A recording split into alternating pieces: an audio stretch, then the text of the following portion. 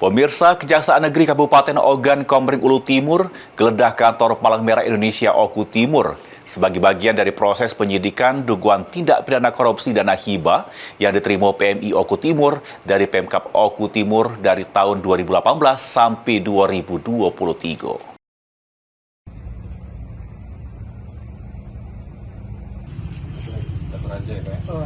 Kejaksaan Negeri Kabupaten Ogan Komering Ulu Timur geledah kantor Palang Merah Indonesia Kabupaten Oku Timur sebagai bagian dari proses penyidikan dugaan korupsi dana hibah yang diterima PMI Oku Timur dari Pemkab Oku Timur dari tahun 2018 sampai 2023. Penggeledahan dipimpin langsung oleh Kasipitsus Kejari Oku Timur yang didampingi penyidik Pitsus selama 2 jam.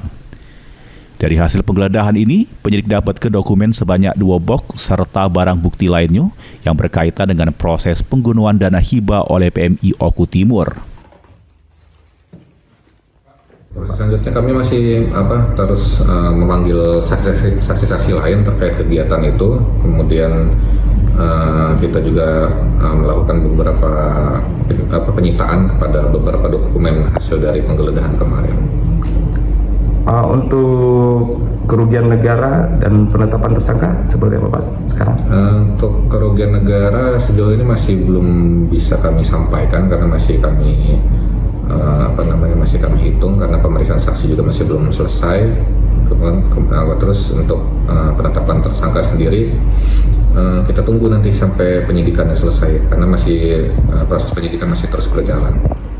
Ada target kira-kira Pak untuk penyelesaian kasus ini Pak? Secepatnya. Ini proses penyidikan dugaan korupsi dana hibah di PMI Oku Timur masih terus berlangsung. Selanjutnya bakal dilakukan perhitungan kerugian negara sama penetapan tersangka. Elpandri J. Priyadi, PAL TV.